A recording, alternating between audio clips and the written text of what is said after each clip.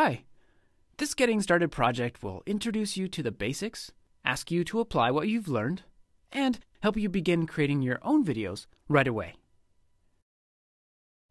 First, we'll make a recording by clicking this red button in the main interface.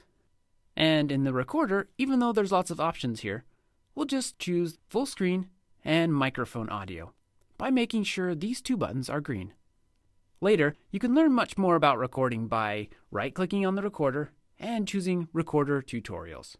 But for now, when you're ready to start, click Record.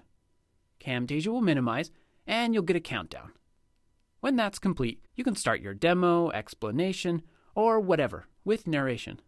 Camtasia will record it all.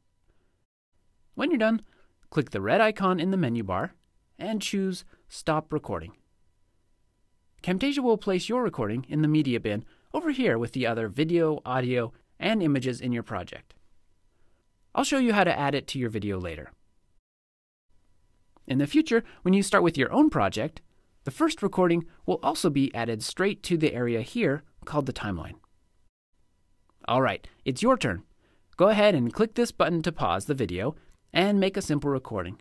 When you're done, click play to start this video again.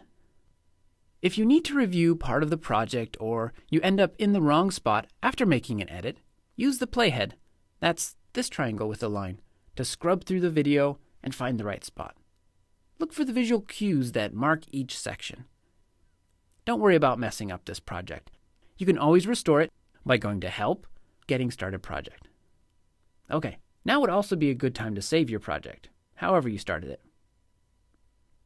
At this point, even without editing, your video might be good enough to share with others. To do this, you go up to the Share menu and select your preferred output. Let's choose Export, which will give you an MP4 video file. This is great for viewing on most any device. Give your video a name and choose Export. Camtasia will export it, then give you a button to view it in Finder, where you can open it by double-clicking. This particular project might take a few minutes to export, so we'll hold off on trying that out now. As I mentioned, you could stop here and have a complete video. However, Camtasia also provides you with a fully featured editor to help you improve your screencasts. Let's go through some of the basics of editing that will help you clean up your recording and zoom into parts that are most important. There are several ways to remove mistakes from a recording or any media in a project. We'll cover two of them here. Let's start with trimming the edges of media, since that's simplest. On the timeline, where you'll arrange your clips and do most of the editing in your video, just mouse over the edge of a clip and notice how the cursor changes to an arrow, and then click and drag. You can also use this technique to resize the length of a media, including annotations. Your turn. Hit pause and use trimming to remove this cough from the recording. Click play when you're ready to continue. If you've trimmed that cough out, you'll notice it left a blank spot in the video. So I'll show you another way to remove a segment of media that closes the gap. Just place your cursor right before the part you want to remove, hold the Shift key, then click and drag to make a selection. You can also drag up or down to include clips on multiple tracks.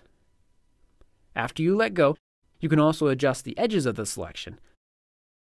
Then, right-click and choose Ripple Delete Range. To have everything to the right on those tracks, shift in to fill the gap. Click pause and try it for yourself by removing the two ums in this section. Click play again when you've done that. You can find more tutorials about working and editing on the timeline by right-clicking in an empty spot and choosing Timeline Tutorials. Now, earlier, I mentioned that you could add your recordings, as well as audio and images, to your screencast. You can do this by going to the media bin and dragging the item to the canvas, which is this big section here where you're previewing this Getting Started project. Or you can drag it to the timeline.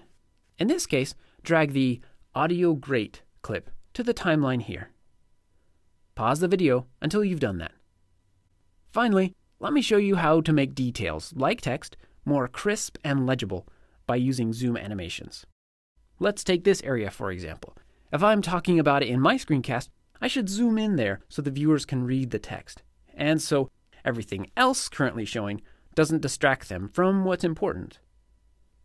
To add a zoom animation, go to the Animations tab and drag the Zoom In animation to the recording you want to zoom in on.